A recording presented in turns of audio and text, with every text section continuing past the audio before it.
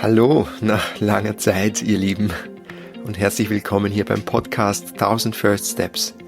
Eigentlich hätte es ja nur eine Sommerpause werden sollen, aber wie das mit Pausen manchmal so ist, sie können einem eine neue Richtung zeigen. Und mit Abstand sieht man die Dinge dann eben oft doch ein bisschen klarer und die Pause dauert dann mitunter etwas länger. Und genau dafür war der Sommer ja auch gedacht, wenn du mein Live-Update gehört hast vom Juni, dann weißt du, dass ich mir diese Zeit auch gegönnt habe, um Prioritäten zu überprüfen und neu zu ordnen, um Altes gehen und Neues zuzulassen, Raum zu schaffen, innen wie außen. Und viel ist passiert seitdem. Mein erstes Männer-Retreat habe ich geleitet im August, das Mannsein-Retreat, und es war noch so viel besser, als ich mir das hätte wünschen können, und ich habe viel Zeit verbracht mit Familie und Freunden in Österreich und Kroatien.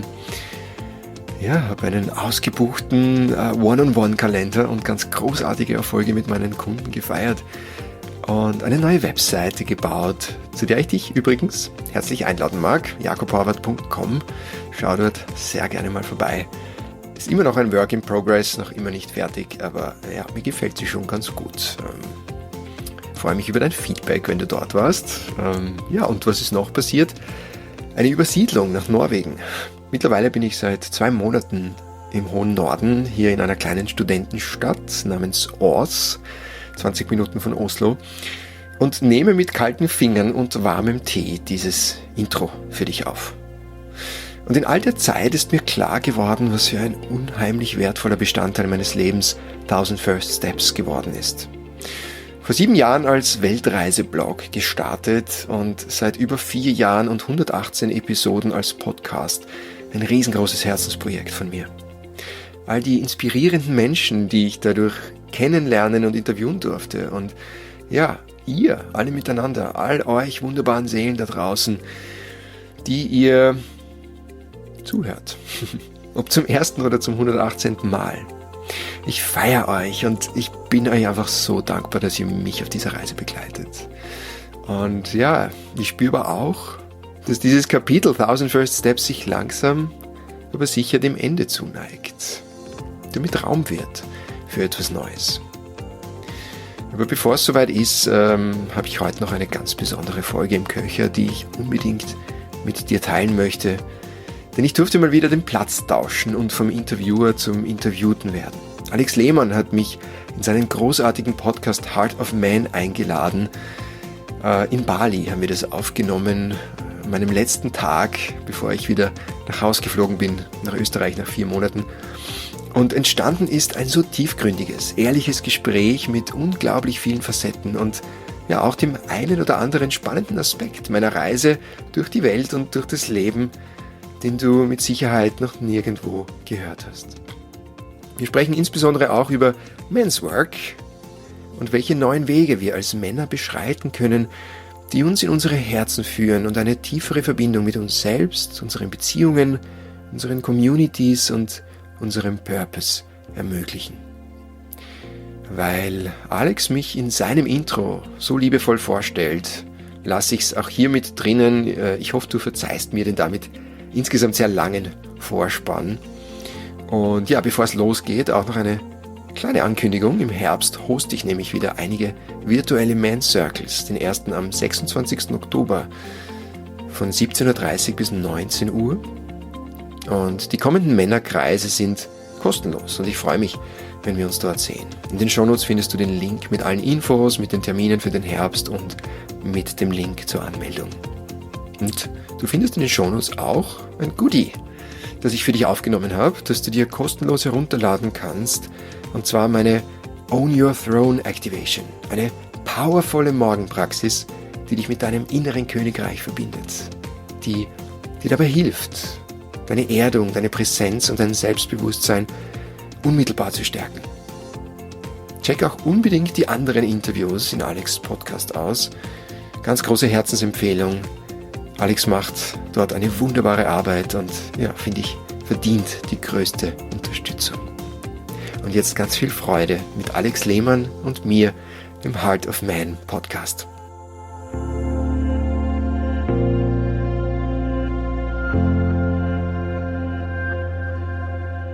And then you realize, hey, everyone else goes through that.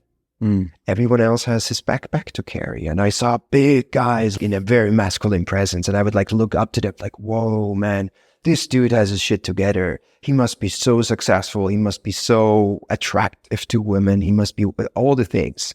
I would put him on a pedestal and say, like, okay, this guy is most probably superior to me. And then in these circles, they suddenly start to open up and they share from the heart and they share what's present for them. And I had tears in my eyes so many times when I only listened to the sharings about men, because it just hit a point inside of me, that point of pain, that point of, oh, I can relate. I resonate with what you just shared. And it showed me that whatever the appearance is, whatever the success is, whatever muscles you have, whatever that level would be, there is still an inner child that's most probably wounded and most probably found his own strategies to cope, but never really found your healthy, true authenticity that wants to just be expressed. Welcome to the Heart of Man podcast, a podcast for any man seeking to live in alignment with his deepest core and lead a life of profound meaning and connection.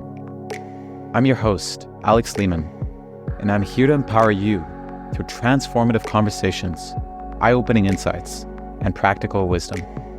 Join me now as we venture into the heart of man. Let's dive in. Jakob Horvat is a men's coach, adventurer, and meditation teacher, guiding men to their purpose, authenticity, and wildest potential. He's also the host of the 1,000 First Steps podcast, a show dedicated to supporting others in their own personal exploration and growth. Back in 2016, Jakob decided to step away from his well-paying job as a TV journalist and embarked on a 14-month journey of self-discovery. His travels took him across the world, consistently pushing him to his own personal edges. From hitchhiking through Europe, to sailing on a cruise ship to North America, to doing a 3-day vision quest, to spending time with indigenous shamans in the Amazon jungle, and even completing an ultramarathon in Maui, Jakob's journey became a catalyst for personal transformation.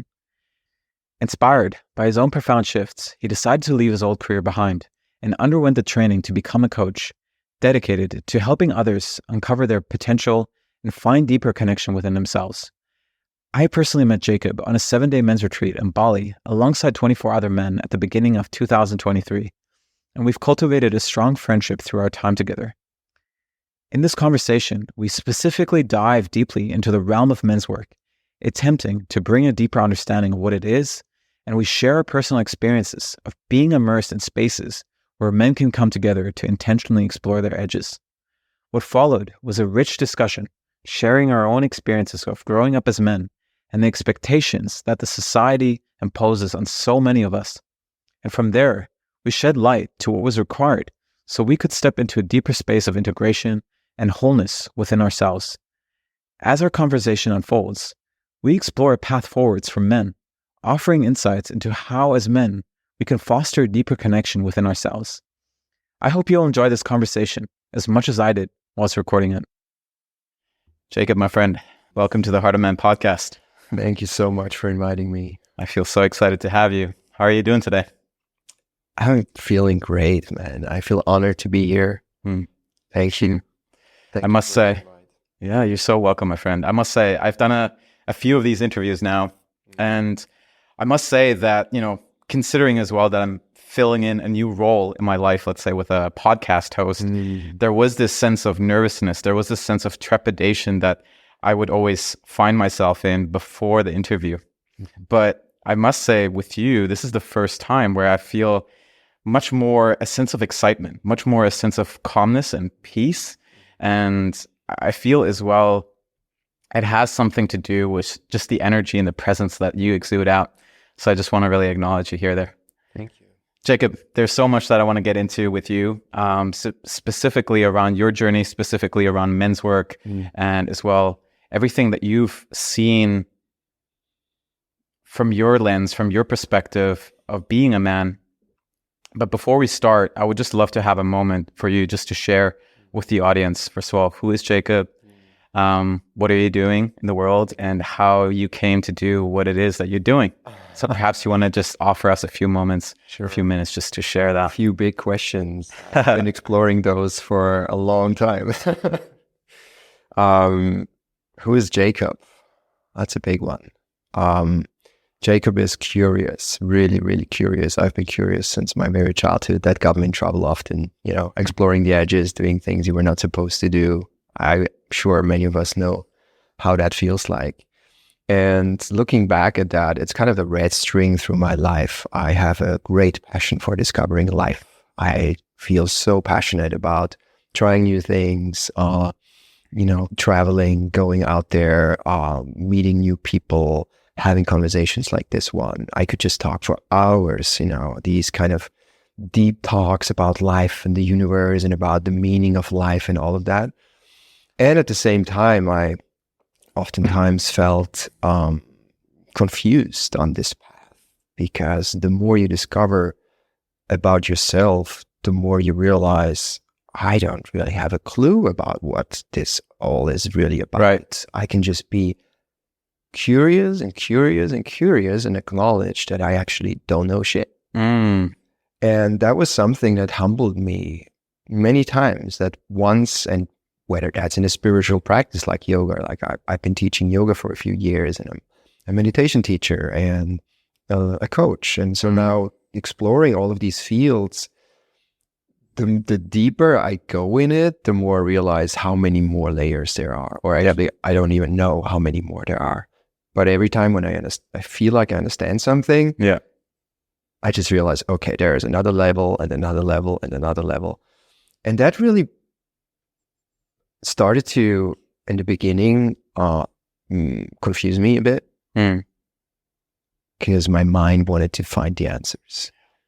And it was always asking these questions. And once I could let go of the need of finding those answers and just really journeying along, exploring, dancing with life, with the highs and the lows, that was when I found a deep state of peace. And kind of a more natural state of being, without always having to be somewhere else, go somewhere else. So that whole discovery process really of discovering myself, finding myself, however you want to call that, and however that self is that we discover, brought me on that whole journey of coaching, because I feel it's a very natural thing for us human beings. Once you discover something that is helping you, you want to bring that forth. It's I think it's natural to us human beings to be of service, and then realizing, oh, this has helped me. Now let's see how I can use this and my experience to actually help others. So that's a very, very brief version and a very, very short answer to a big question. Thank you so much for sharing that. Yeah, I'm hearing a number of attributes that seem to be an expression of just who Jakob is, and I've definitely seen that in you, just this explorative nature, the curiosity that you exude out, the openness, right? And as well, how that has shaped you in your life. Really, what I found really interesting, what you said as well, was this, I'm going to call it a quality of humility around acknowledging that you don't know the answers, and actually the attempt to find all the answers can be a trap in itself, right? And that is maybe something that we can as well tap into. And it sounds like you've been on a very big discovery journey. And a few months ago, we actually met each other during a week-long men's retreat. Oh man, and what journey that was. Yeah, absolutely, wasn't it? It's crazy. And this is something I really want to segue into with you, Jakob. I really want to hear what sparked you into exploring that type of work, coming together with a group of men. Was that something that you did before? Was that like a first-time experience? And where did you find the curiosity to something like this? I've been drawn to men's work for a couple of years. I lived in Costa Rica for a year. So I live a nomadic lifestyle. I don't really have a home base since 3 years, since I gave up my apartment in Vienna. And I lived in Costa Rica for a year. And that was when I connected with other brothers in a more conscious way, joining men's circles, men's groups, and realizing how immensely powerful that is, and how beautiful it is to actually share a space with other men in a safe way, and where you can just really be authentic and vulnerable, and you don't have to compete or try to be someone else. You can actually just, whatever you feel in that present moment, put it there, and it's being held in the container. So I was drawn to that already. And then when I came to Bali, a part of me knew that there is a deeper meaning for me to come to Bali. I'm here now since 4 months. I'm actually leaving tomorrow. Yeah. So it's the very last moment for us to have this conversation. And a part of me knew that it's going to be tricky. Right? It's going to be very uncomfortable. It was a deeper knowing that even made me consider to cancel my flights. I didn't even want to come. And when I was here, I just wanted to escape. I wanted to run away. That's interesting. What was happening for you that you kind of wanted to go there? Just a lot of emotions. I've separated from my girlfriend last year. I was not in a really good place within myself. Right. I felt like a little bit disconnected from my purpose, a little bit disconnected from my spirit, a little bit disconnected from my, true presence in life. And I knew Bali would be a catalyst for whatever wanted to be seen. And Bali can do that. I mean, everyone who has been here for a while might have experienced similar things. This island, it has a very feminine energy. It's very flowy. There's a lot of water here. And then especially me arriving in Ubud, where there's all these rivers flowing through the city. And it's really destined to just really bring up whatever wants to be seen and felt. And they say Bali doesn't give you what you want. It gives you what you need. Interesting. And sometimes what you want can be what you need. In my case, that wasn't the case. So I came here and I was overwhelmed with emotions. And I realized a pattern that I also had in my past relationships, for example. Whenever things got really emotional, difficult, too intense, too deep, too intimate with a partner, I would already look for the back door. I would have a hard time really committing to the whole journey, the whole process. I was good doing this with myself, when I was traveling the world and all these things. But in relation to someone else, that was oftentimes not what happened. Yeah. And then I realized that pattern, me wanting to escape again, now that my relationship was with Bali, and it made me realize, shit, man, you're here to just really face a much deeper issue that has been in my life for a very long time. Once I realized that, and I said, okay, now is the time. Yeah, this is a great opportunity now. I committed to the journey. I committed to being here and facing whatever comes up. And then once I did that, the synchronicities, the magic started to happen. And the men's retreats, to answer your question, was one of those synchronicities. It just showed up. I was drawn to Tantra for a while, and I know a little bit about it, but I have never been on a Tantra retreat, especially not a Tantra men's retreat. But when I read the description of the initiation journey where we've met, I had a full body response to it. I had goosebumps. My heart rate started to increase. I had tears in my eyes. I actually started to cry when I read the description. And I knew, you got to do this. I had no idea what I was getting myself into, but I just felt a full yes. And it was such a transformative experience. Wow, beautiful. There's so much that you just said there that I feel could be so valuable for us as well to go into. First of all, I imagine, when you were sharing about your responses, when, let's say, the emotional chaos arises and how you would distance yourself, how you would avoid or withdraw, I imagine that is something a lot of men can relate to. Yes. And I'm wondering, what has that journey been like for you to, first of all, why do you believe you would go into that experience of withdrawing? And at the same time, what has supported you in maybe starting to lean into that? Yes. So from what I discovered for myself about these patterns and the underlying issues is that I was afraid of my own emotions most of my life. And it has to do with childhood experiences. For the most of us, that's the case, right? Sure. You and I experienced in my childhood that a lot of my emotions were not really welcome.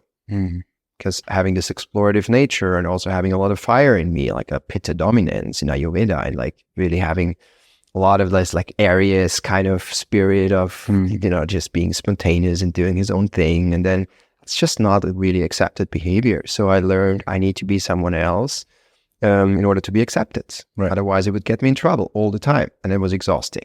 So I created that strategy for myself. Okay, there are certain emotions that I need to suppress and in order to be who others wanted me to be. Yeah. And that didn't work out so well, obviously. I mean, I still did my own thing, and I still was that rebel and rebellious, and kept me in a few different stories and troubles. But what I came to realize only now, and I've been working on this for a few years, but I feel this was what I meant with there's even deeper layers to discover, was that through suppressing that, I was actually ignoring my inner feminine. Can you speak about that inner feminine and just define that as well for the audience? Yeah, for sure. I mean, we all have, and that's the very nature of existence, masculine and feminine energies in us. It's out there in nature. You can observe it everywhere. You have Mother Earth and Father Sun, and when both of them unite, life is created. And you will see it in the seeds of nature, and you will see it how they grow, but they always need masculine and feminine energy. So the feminine energy in a human system would be, and that's a very short description now. Sure. Now you can talk for hours about this, but would be emotions, energy. Energy by itself is the feminine inside of us. And then the masculine would be consciousness, presence, would be the space where the energy can move through. So what I realized was not that I had a bad relationship with my inner feminine, with my inner woman, with my emotions, but I had none. Because every time I would feel emotions like anger or rage, I was pretty good in suppressing it for the most part. And then sometimes it would just explode. Like in a relationship with my ex-partner, I would just like fucking go wild. And I don't even know why. Yeah. And it would be completely exaggerated. Yep. And so it was basically, and it helps me to look at it this way, my inner woman, my inner queen, my emotional, energetic system that was raising both hands and like waving and saying, hey, man, here I am. Look at me. Please look at me. I have to say something. I have a message to deliver. And I did not hear. I was distracting myself. I was in my 20s. I would go out partying a lot, meeting a lot of women. That was my go-to strategy to get validation from the outside, and not needing to face those kind of emotions that would arise when I would be alone. And then alcohol, drugs, you name it. And up until today, I can realize some of these patterns that come back every now and then. And that, for me, was a game changer, really, to start integrating that part of myself. Yeah. And I think this is what emotions are really here to tell us, is to, it's a signal, it's an invitation to become more whole. And as we men have never really learned to build a healthy relationship with our emotions or with our inner feminine, like for most men, if you would ask them, what's your relationship with your inner woman, they would look at you like, what the fuck is that? What the fuck are you talking about? Right. And that's just part of what it is. It's part of our culture, part of our societies. Nobody teaches us that. Yeah. And yet it's so fucking essential. Yeah. And this is what men's work is about, right? It's about, sharing, also being in your emotions, supporting each other to feel that, and actually changing, reframing that whole story, the whole narrative of men are weak when they feel emotions or express their emotions. Actually, exactly the opposite is true. The more you are in tune with your emotions, the stronger you are as a man, the more you're able to hold your own, hold yourself amidst the chaos, hold your inner feminine amidst the fluidity and the chaos and the confusion and all the energies that are present. And then once you can do that, you are way more capable of bringing that forth in a relationship with an external woman. And you would not depend on her anymore to hold your stuff. relationship. Yeah, there's so much gold in just what you said. And I want to just as well acknowledge how much I can relate to your own journey. And, our paths are very similar in that way. We've been talking about this. Absolutely, in so many ways. And I want to just as well affirm, how my experience growing up and how my emotions were not valid, that there was no space for them. At least that was what was being constantly projected to me until I started believing that myself, which led to, as you say, me having like not even a bad relationship with it, but just no relationship to it, right? And which is interesting because we all have limitations. We all have desires. We all have certain needs. And so if there is no space to explore what is happening inside of me, how is my day-to-day impacting me? What am I feeling as a result of this conversation that I just had?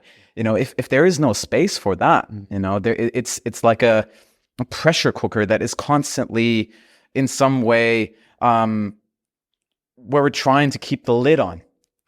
And at the same time, as you say, it will lead to these moments where, the lid is going to burst, and then we have these really extreme moments, and I can very much relate to those, right? And for us to tend to that part of us that feels, for us to tend to that part of us that may feel tender, that can, first of all, it is an expression of deep, deep courage because there can be so much fear around it, but to build a certain, I'm going to say, competence over our emotional landscape, it does, first of all, give us a feeling of deeper wholeness.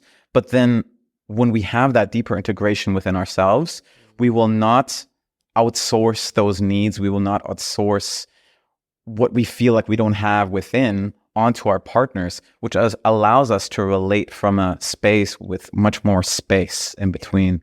So I love just what you shared, and there's so much beauty in what you just shared. And I feel it comes down to some very basic principles of life itself. And Buddhist teachings tell us that since thousands of years, that whenever you attach to the joy, the light, the love, the beauty, the comfort, then you are already set up for disappointment and for pain, for suffering. And if you constantly try to avoid the shadows, the hate, the anger, the fear, then exactly that will happen too. It will cause suffering. And this is what we see in the world because for some reason we have learned that it's only a certain way or a certain energy, a certain state of being is welcome. And that's the state of being that we all kind of want, right? It's when we feel great, when we feel amazing, when, everything is love and light. And that's just not what life is. I mean, that's part of it, but the shadows are equally important. It's just the other side of the coin. And then now what you just shared so beautifully, and I think it was very precise and it's well on point, is when we can see the coin, like we don't identify anymore with the one or the other side. We can just see, hey, this is all of life. And that's one of the main things about Tantra, right? Like the Tantra region, you would know much better. You have much more experience with Tantra, like really embracing all of life and not just the light, not just the love and the joy, because in order to experience love and joy and light, we need to also experience the other side. That's just a very basic foundation of duality. And that's how, world works in polarity. And I think these problems come with the identification with one side or the other. Because you can also get trapped in your negative emotions and then you identify with them and it's just really hard to get out of them anymore. And feeling them, and this gives it opens up a new dimension of experience when you just get out of the head and out of the judgmental mode and out of the, okay, this is good, this is bad, this I want, this I don't want, and this I will pursue, and this I build resistance to, which just takes up a lot of energy. Then you can just go into the body and do exactly what you just said. Feel, okay, what's present right now? What's alive? How is aliveness expressing itself in this very moment through my body? Sure. And suddenly it can even become an adventure. It can become a journey of curiosity, exploring that inner world that's present right now. And sooner or later, and sure enough, it'll just dissolve by itself because it's energy moving, it's energy flowing. It's that feminine that's creating some chaos in that moment. It's okay. And then it will disappear by itself. Yeah. And we don't have to identify with the drama. Yeah. I believe there's some incredible value in just what you said. And what arises for me is as well this idea of building a relationship to pain, building a relationship to discomfort. And what I see with many men that I work with is that there is such an avoidance of pain because often there isn't, I'm going to say, the skill and the competence to know how to deal with it, which brings us, the avoidance of pain brings us into a pursuit of pleasure. And then we're caught in this dopamine cycle, and then we get into the porn, we get into the sex, we get into the food, we get into the adventures, the travels, whatever it is, right? It's just the next experience after the next, right? We're constantly going for the next dopamine experience. Yeah. And so there is incredible value in building that relationship to pain. However, I believe, just thinking about it right now, I believe as well, it comes down to, and this is my opinion, but the sense that I have is we as men don't have the structures to really deal with our pain, right? And this is kind of like where men's work can really come in. Men's groups, rituals, ceremonies, men coming together in week-long experiences. And it's so needed, right? And I feel like what one of the biggest, most, I'm going to say, destructive behaviors can be isolation, right? And often I definitely have that experience within myself as well around that. I do it because I don't want to burden somebody, and I as well don't want to display myself as weak. I don't want to display myself as vulnerable, right? Perhaps this could be a really good segue for us to go into your relationship with men, and how starting to go into these containers consciously around being with other men, how that may have changed your perception of men and how it may have as well been before you started to get into this work. Yeah. So here's the thing. As men, we are like not really having that relationship with our emotions. We don't have that relationship with our heart. And that means we don't have a relationship with a big part of ourselves. That leads to, we just don't really know who we are. Which then leads to the other question, why am I here? What's the meaning of it all? Sure. What is this all about? Like, it's all suffering. And as you said, the separation is a big part. Suicidal rates are increasing like crazy in the past years, especially amongst men. And that is because we feel more and more separated from ourselves, first and foremost. And as a result of this, also from others, from our partners, from like in our relationship. If you don't have a healthy relationship to your emotions, how can you be empathetic with your partner? How can you feel her and her needs and what she really needs that moment? How can you even bring up and force that energy to just hold space for her if you're just caught up in your own shit all the time? Yeah, because you're just not able to hold yourself to be present with what's here for you. And then you distract yourself, as you said, with porn or with drugs and substances and so many ways to distract ourselves nowadays. It's like so easy, and the instant gratification is right here. And then what men's work did for me and what being with other brothers did for me was it eventually opened up a whole new possibility of seeing myself. Because I thought for a very long time that I would be alone with this, and that it's not okay to feel a certain way as a man, because this is what our culture is in most part of westernized parts of the world tell us. As a man, you got to be this way or that way, and you can't be that way because then you're weak, and you need to be competitive, and you need to be very, very focused and success driven, and you need to have your status and your big car and all these things. And once I realized, hey, almost everyone else, every other man that I met, like on this like more conscious level, let's say, what do I mean by that? Is, being more aware of one's emotions, actually being able to talk about your emotions in a circle, for example, just feeling your emotions. Many men don't even feel it. I work with men in my coachings, and oftentimes we would start off with just really starting the first 1, 2, 3 sessions even to enhance and activate that inner potential of just really feeling what is here. Yeah. They are just numb oftentimes. When I ask them what's present right now, and say, I don't know.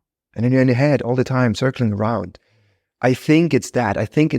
And it's like, get out of your head, get into your body. And we do embodiment practices and all of that thing. And then eventually those things will start to appear, or they are there anyways, but then you'll be able to feel them. So when I interact with men on that level, and the conversations we had and the way we interacted with each other, you and I, and also in the men's retreat, is a very, very high level of emotional awareness, basically. And then you realize, hey, everyone else goes through that. Everyone else has his backpack to carry. And I saw big guys, like in a very masculine presence. And I would like look up to them like, whoa, man, this dude has his shit together. He must be so successful. He must be so attractive to women. He must be all the things. I would put him on a pedestal. It's like, okay, this guy is most probably superior to me. And then in these circles, they suddenly start to open up, and they share from the heart, and they share what's present for them. And then like I had tears in my eyes so many times when I only listened to the sharings about men, because it just hit a point inside of me, that point of pain, that point of, oh, I can relate. I resonate with what you just shared. And it showed me that whatever the appearance is, whatever the success is, whatever the muscles you have, be that mental muscles or physical muscles or financial muscles, whatever that level would be, there is still an inner child that's most probably wounded and most probably found his own strategies to cope, but never really found your healthy, true authenticity that wants to just be expressed in this beautiful life of ours, right? And that connecting on this very deep level has changed my life, really, because suddenly I see my own issues as a part of the whole and not just shit that I have to deal with. I love hearing how valuable these experiences were for you. And it feels really important for me to get into this and maybe open the door for some men who have never explored this work. It really sounds like you were able to step out of the framework that you were given around who to be as a man and how to be as a man. And it allowed you a space where you could expand that. And as you say, allow more of that emotional landscape as well to be present, and not just present, but as well okay and fully welcome. Right. And it sounds like you as well, where you would perhaps project certain attributes to a certain man that you would see in the space, and then you would recognize, shit, this guy is just as human as I am. This guy is dealing with the same things that I'm dealing with. Right. He has the same pain. He has the same fears. He has the same shame. Yeah. Whatever is here, we're not that different, right? And it's such a liberating revelation and insight that's really liberating the heart and all the pressure from off. And you realize, absolutely, we are in this together. Like this human experience, we are in this together. This right here, this is something I really want to get into, like this idea of we're in this together. Because in so many ways, there is this perception that we need to compete, as you say. Yeah. And I had this perception my whole life that I can't trust other men. But as well, I've received a lot of hurt, by men. May it be starting with my father, may it be being bullied in school, may it be just in general, always feeling like I need to one up another man, right? Or I feel like I'm less than a man. It's like this constant relationship with more than, less than. And it's, I'm curious, what was your experience around that? And what has it been like to step into this, we're in it together? Yeah, very much what you just shared. I experienced that too for most of my life. And I still have it, truth be told, it's still there. It's not like just gone forever. think it's a constant practice and a constant reminder of tapping back into what's true, what's really true, like what's just the bullshit we learned and all the conditioning, and where's the deeper truth, and that you can actually feel in your body. When you learn to attune to what's present in your body, you will feel what is true and what is not. And for most of my life, I would either put other men, especially men, also women, but I think there is a certain, as you said, a certain relationship to other men that we have just been taught. How do you relate to other men? Because we never learned that in a healthy way, as they did in tribes, for example. Maybe we can talk about that in a second. I'd love to. So not really having, and that's one of the biggest issues we face as men today, is we don't have healthy role models. We don't have, there's a lot of absence of real fatherhood, because we live in a society where people are told you have to work. Many people are stuck in the rat race. They just work a lot of hours every week, and then they get to spend a few hours, if at all, with their children. My father has worked so much because he wanted to support his family. Right. He had the best intentions. I love him, and I know that there was a huge absence of healthy fatherhood that was not displayed to me. I couldn't learn what that was really about, and how to relate to other men, and how to cultivate a healthy masculine inside of you, how to relate to women. What is this whole love thing really about? And there's so many questions that we just get lost in through that absence. And I think what this comes down to then is, how can we reestablish that in modern days? I think that's one of the bigger questions, and that's where men's work can just really fill that space and actually change the whole way that children grow up today, by changing the whole narrative in society of what it means to be a man. It's a paradigm. It's a shift in the paradigm. I think it's really, really big, and we're in it. And the more men I talk to, there's a lot of awareness that's coming up. Yeah. And that when we can actually learn to meet each other on eye level, no matter what your journey is, no matter what my journey is or was so far, there is no need, there is not a single % need of putting you on a pedestal, seeing you as superior to me, and then going down the rabbit hole of all the limiting beliefs, and I'm not good enough and you're better, and this guy has his shit together and I have not.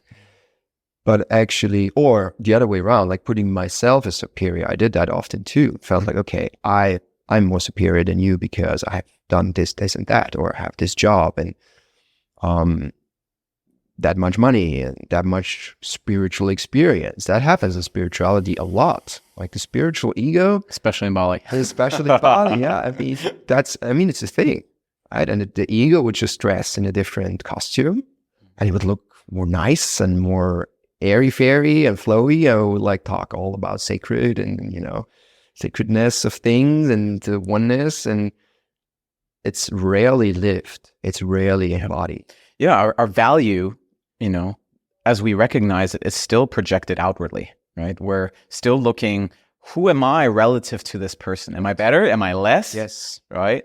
And what do I have? What does this person have? It's this constant comparison. But that's what we learn from school. Absolutely. That's very young age. We learn that, right? We get that kind of ingrained and embody that. 100%, right? So it kind of as well points to, what's really as well at fault, I'm going to say, is the structures that we have in our society, which condition us into a certain way of being. I would love to magnify the lens a little bit to one thing that you said, Jakob, which was this absence of male role models and the absence of fatherhood. I'm curious, why do you believe that is so important? And maybe you can speak as well a little bit about what the absence of maybe your father being present, how did that impact you? And maybe as well, what has that led that to at the end? That's a big question, and I want to answer it in a personal way, because I always appreciate personal stories in interviews, and I usually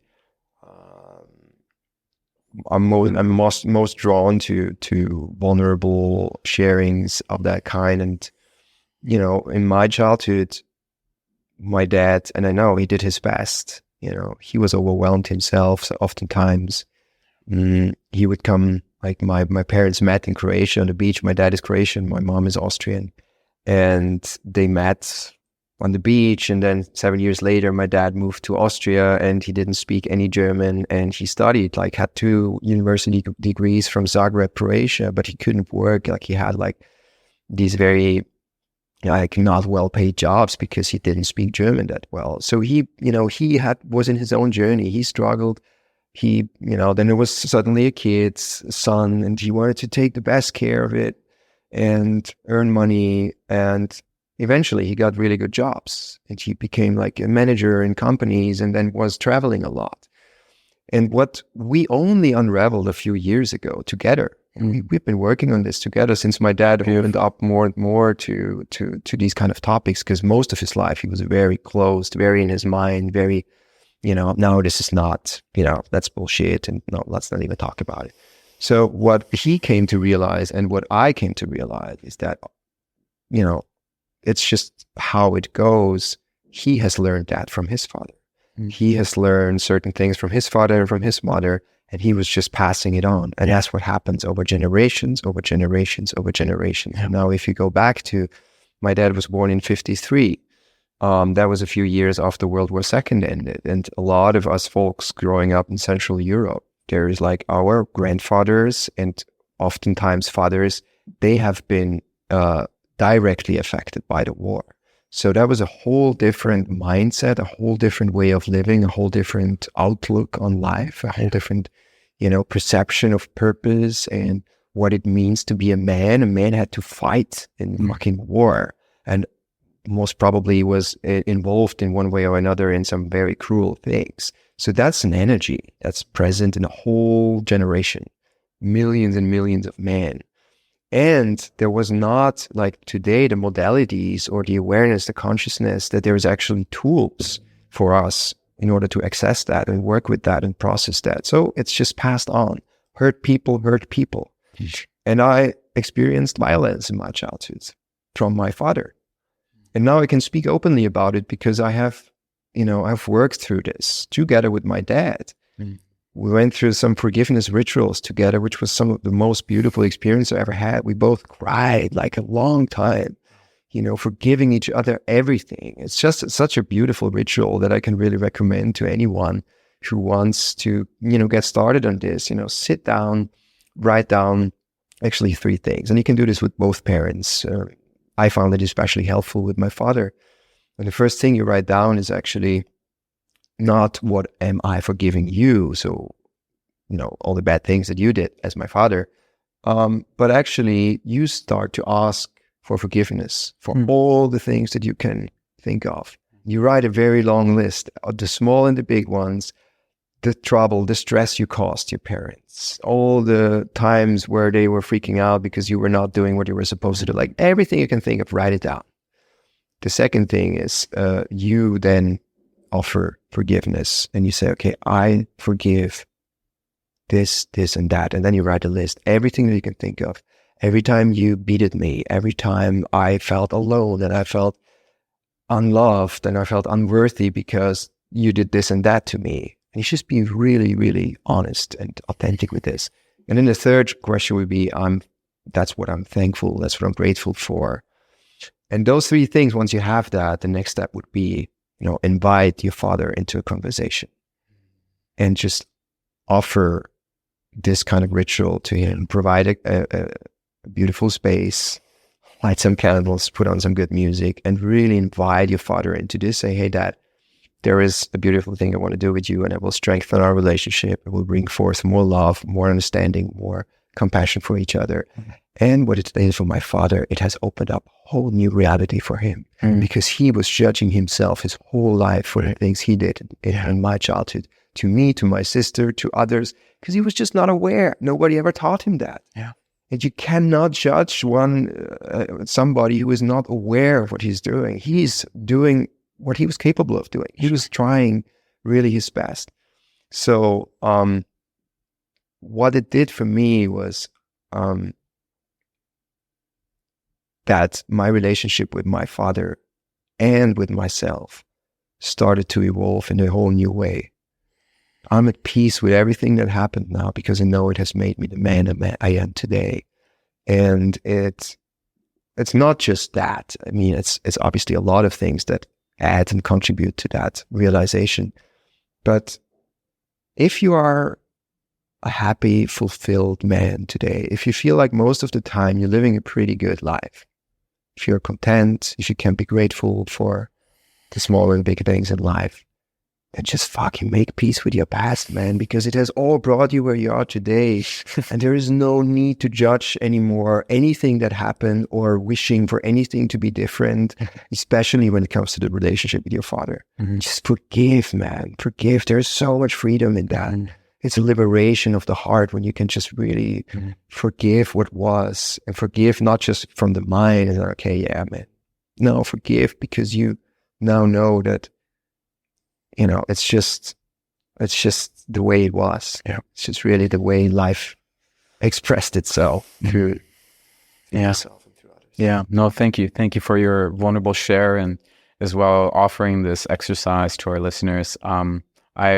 Just hearing it, I as well see value in exploring that exercise with myself. And I was very surprised, positively surprised by the first part of the exercise, which is exploring, what have I done where I can maybe ask for forgiveness. And I imagine as well that brings so much more, I'm going to say equanimity towards my perspective to what happened, because it can be so easy when we have been hurt, when we've been impacted by someone's actions, to constantly have the lens out there. You're the perpetrator. You did this. You're the bad one, right? And I'm the innocent one. I'm the victim. I'm the good one, right? And just to see that, oh no, we commingle. We come together in this way. I'm curious, before you were able to get into that step of forgiveness, was there a time where you had to as well acknowledge the impact of his actions, or acknowledge, or like if you have done this, forgiveness exercise with another, did you have to as well have a time where you needed to be angry and where you needed to just own, this is what happened and I'm fucking pissed off about it. I'm angry, I'm hurt, I'm sad. Yeah, totally. I think this is important because oftentimes this gets stuck. I guess traumatizing experiences we have as children. Yeah. When our parents, our father, our mother, who are supposed to take care of us, who are supposed to love us unconditionally, because without that love, we would just die. As a child, you can't survive if your parents are or if there's no one there who takes care of you. So it's an existential need. And when this is not happening, it's trauma. Like as childs, we are overwhelmed. Our nervous system can't handle it. So that energy, that whatever is present there gets stuck in the body because it cannot move through. It's not processed. And then when every single time when you're triggered nowadays, this might be exactly that wound inside that's so old that you might not even remember in a conscious way where it's coming from. But that's why it's so important to feel your emotions, because those emotions, they point the salty finger to the wound and they would stick the finger into the wound and it will fucking hurt. It will be painful. And then when you feel that, and then suddenly maybe there is an anger behind the sadness, or there's a sadness behind the anger and behind the fear. And oftentimes there's a lot of grief. Yeah. And it's important to feel that. It's important to allow the space for that to happen. And then this can in a natural way leave the body. It can flow through. The trauma can be released. And we did that in a men's retreat too. I would like inner child work, for example, where you just then start to, I do this in my coachings, which is oftentimes such a powerful technique to guide people back into the childhood, into that energy they felt back then, into the sadness, into the grief. Can you describe the process around that? What that looks like? Maybe just briefly. It's pretty individual. Sure. Usually it depends on, where that person is, what the experience was. But often what usually happens is we follow that stream of energy. And then at some point there would be a question like, are you familiar with this feeling? Can you recognize that from an earlier point in your life? And very, very often it would lead back to a childhood experience. It would lead back, okay, I was Then I asked her, how old were you back then? I was 6 years. Can you describe what happened? They describe the situation and then tell, okay, feel into that. Imagine, we accompany that with breathing and movement and really moving the energies and then allowing for that to all emerge. And then once you are present in that moment, you can suddenly see some certain connections in the body. You can start to access that, feel that. And then maybe, okay, what is it that you wanted to tell your father your whole life? Now is the chance. And then as a coach, for example, I can sit across and I can just say, okay, tell it to me. I'm your father now. And go fucking wild. You're allowed to say every swear word you can think of. You're allowed to scream. You're allowed to, punch a pillow. You're allowed to just, as long as you don't hurt yourself or others, express that emotion and tell your father what you wanted to tell him your whole life. Because back then as a child, you were either not allowed to do that, you were scared to do it, or you were just not capable. Right. You were a child. You didn't know. You didn't know better. So, and then this is all the process of accessing the deepest wounds and releasing them in a healthy way, not suppressing them, not distracting from it, because it will come back. We know that, right? Yeah. It will come back. It will come back in our relationships. It will come back in the way we attract our partners. It will come back in the way we interact with other men. These childhood wounds are nasty and they are valuable. So valuable when you can learn to see it as part of the bigger picture. Thank you. Yeah, I felt it was important just to as well speak around validating and just acknowledging what may have happened. And as you say, giving as well that part of us, that aspect of us that has been hurt, that is angry, that is sad, as well the permission piece to open that valve and to just express whatever needs to be expressed. And I want to as well name for anybody who has never done this before, I believe it's definitely conducive to do those things in a safe environment, may it be in a safe group environment or, working with a professional facilitator on this one-on-one. So I definitely just want to as well name that. And as well, just speaking into this acknowledgement piece around what happened, right? And just coming as well into terms and coming into acceptance with that. Because as you said, we wouldn't be who we are today without the experiences that we had, right? And it comes, maybe I can jump in here because you mentioned it before. It again comes down to our relationship with the discomfort, our relationship with pain. If we learn to experience pain and fear and anger and rage and all these darker emotions, instead of suffering from it. Suffering from it because we want to resist it, that's when the suffering is created. Then we allow for a whole new experience of life, basically. And to me, this has happened when I traveled the world for 14 months. I hitchhiked from Vienna to America, and that was so far out of my comfort zone. I never hitchhiked really. I never sailed really. And then I was about to sail across the Atlantic Ocean with complete strangers on a sailing boat, 13 meters long, and whales with passes that were longer than a boat. And there was this whole huge ocean. And there I was with my fears and my seasickness. For 4 days and 4 nights, I would be seasick. It was the most terrible feeling I ever had. It was so uncomfortable. And what I usually would do, I would do everything that I could to get out of that, to change that. I don't want to feel that way. But there wasn't much I could do when you're out there in the Atlantic Ocean. You can't call mom to pick you up. You can't call a helicopter to pick you up. You can't swim back. You can't do nothing. You have to ride it out, literally. And that was an experience for me that was very transformative because now I had to be with it. There was no other way. And through being with that, knowing that this too shall pass. It's one of the greatest teachings ever. This too shall pass. Whether that's the joy or the pain, it will pass sooner or later because that's the very nature of existence. Everything changes. So when I was in that, and then after going through that, and on the other side, emerging, I felt I was emerging as a new person, as a new man. Because suddenly I had the embodied feeling of that challenge, of that pain, of that seasickness, of that suffering.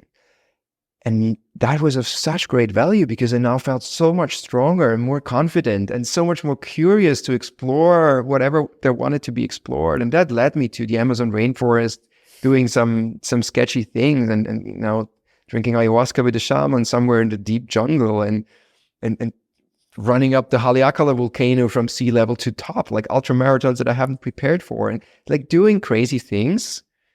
To me, that was crazy, at least back then, because I've never done it before. But it has changed the whole way I look at challenges, for example. It has taught me that there is such a treasure in the pain. Mm-hmm. And when you can build that relationship to pain and discomfort, it will be much easier to feel into the discomfort when it arises today and not having to escape it all the time. Mm-hmm. That being said, I had a hard time still doing it for years after that journey. Mm-hmm. So I think it's a constant integration process. It's a constant journey of embodying what life really is, what life, what we feel when we are alive. Yeah. And I don't think it ever stops. Jakob, thank you so much. I feel there's so much richness in your personal journey, and thank you as well for sharing again this journey that you had with the seasickness. I remember when we met a few weeks back and you shared that story with me the first time, I just noticed the richness and the teachings that are behind that. And I definitely want to get more into your personal story another time. And I want to just as well emphasize this value of exploring discomfort, exploring pain, exploring challenge. Mm. I've really been diving into psychology and human development for a while, specifically how it is for men. And one thing that I'm really finding for myself is that men thrive in challenge, right? And as you say, when we can lean into challenges and when we can come to the other side of those challenges, it gives us this feeling of confidence. And it gives us as well a feeling of competence, meaning that we feel like we can do hard things, right? And it led to all these, awesome, crazy, hard things that you did with your own life. And so, yeah, perhaps that is just a moment where we can emphasize the importance around pain. Yeah. And adding to what you just said, ultimately, maybe the biggest challenge for us men is to open our heart, to love fully and not being afraid to be hurt, heartbroken in this whole thing. Because this is what you can do, all the hard and crazy things, and oftentimes that can be a distraction too, which certainly was for me. Yeah. Unconsciously, I didn't know. I just tried. To me, that was an access point. It was an entrance into spirituality, basically. Like seeking the adventure in the outside has led me to explore the adventures in the inside. Well, that's different for anyone. But I think ultimately, what it comes down to, and I realized that pattern in my own relationships, oftentimes I was just scared as fuck to be hurt. That's why I closed my heart. That's why I was not able to fully give and receive love, the love of my partners. I was backing out. And I think ultimately that's the whole journey of life, is how can we love this more fully? How can we bring forth love? And that's different for anyone. Yeah. But I think this is what the ultimate purpose is of all of that. And perhaps this is something that we can go into just to as well, to have a few minutes to explore this together. Exploring a pathway forwards for men of how to get to that place and as well feel safe enough to do it. Because I imagine there's a reason why most men don't open their hearts. Yeah. Often it is because they have this perception that it's not safe, right. Whether it's real that it's not safe or it's a perceived, experience that it's not safe, but it is actually, right? So perhaps we can just offer, 10 to 15 minutes where we can just explore a pathway forwards for men. What do you believe is needed for the modern man today? And how can he go on this path of opening his heart? Yeah. A great question. I love to dive deeper into this and love also to hear your take on it. Sure. And your sharings.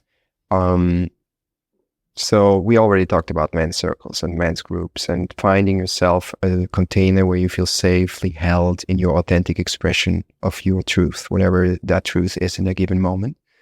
Very, very essential. And then rituals. And these rituals can be done in groups. For example, we do this in men's retreats this summer, for example, in Austria. In men's groups, this can be done, like embodiment practices. What would that look like, these type of rituals or embodiment practices? Like so many different ways, but something that I find really, really important is, as a man, we need to, in order to build a relationship with discomfort, we must face the discomfort. And that can be done in nature, for example, in a really, really good way. Vision quest, that could be, it has been done for thousands of years by tribes all around the globe. It was a ritual that was designed and created for young men in the rite of passage into adulthood, basically. And they would go out in the forest for 3 days, 3 nights, sometimes longer, with no food, oftentimes also with no water, no distractions whatsoever, and just be with everything in nature. Face the fear of being alone in the forest, face the darkness, face everything that comes up, just be with it. It's such a powerful ritual. It's so powerful. I've done this in Tenerife on my world trip. And it was so scary. And it was so powerful. It was amazingly powerful. It was my preparation for my Atlantic crossing, basically, because I was now, and you have the weirdest dreams and like these weird environments. And then it shows you something. It can really show you something. I heard people sharing that they had suddenly appear great visions for their life. I talked to men. I just interviewed a beautiful man for my own podcast 2 days ago. And part of his involvement as a man was spending extended amounts of time, whole summer, completely in solitude in nature.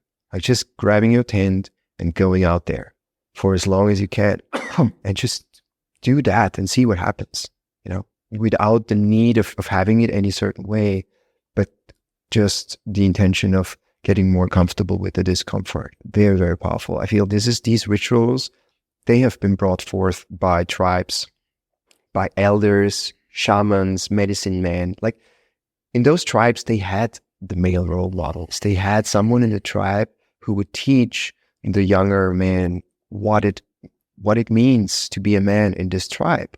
What are your responsibilities? What are the risks? What are the chances? What are you just supposed to do? How are you supposed to act? How are you supposed to fight? How are you supposed to be a warrior? How are you supposed to be a lover?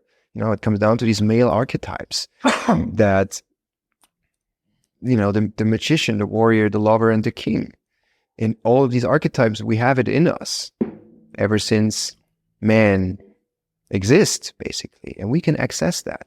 And those rituals and that kind of work is important for us to mature out of the boyish behavior, out of the boyish kind of,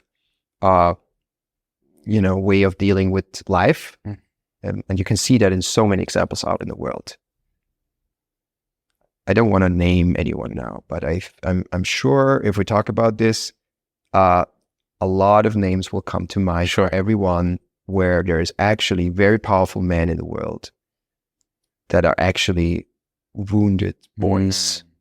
Wounded boys in a male grown-up body trying to act as grown-up men, but they're not. They are acting from their childhood wounds, and they have found their strategy to gain more and more power and more money and abuse the world and destroy nature and treat women disrespectfully and all the things. And so it's essential. It's so essential. It's not something that we should do or could do. I think it's something that we must do. We as men have that responsibility and also the privilege to live nowadays in a time and space where it's possible, to gain all that information, to tap into very ancient wisdom, tribe wisdom, and all of that has just worked for humanity for so long. And now then have like using modern technology like we do right now to actually talk about these things and access pools of knowledge and information and connect with other brothers all around the world in men's groups online, for example. And if you don't have a men's group, or if you don't know where to look for one, just create one. Just create one. That's it. Just invite a few men where you feel like, hey, are you interested? Let's just hop on a call. You don't even have to call it a men's circle in the first place. Just do it. There's really not much to it. 100%. And then open a space that's non-judgmental and safe, and start sharing from the heart. Everyone has a few minutes, and then share what's present for you. And the more often you do that, the more comfortable you'll get in just really sharing what's present, not just what you feel others would think of you would be nice to share. No, you just share what's real, and then you just become more real. There is so much value in what you just said. I want to just reflect a few things back, just as well for our listeners to grasp out. Yeah, I'd love to hear your take on that. Please. Yeah. I mean, I think everything that you had to say is the thing that I would have wanted to express as well. I mean, the first thing that you said, men, need to be in community with other men. And that's, one of the philosophies that I really live by. Men need men, right? We need to be in the presence of other men. We need to experience the transmission of manhood.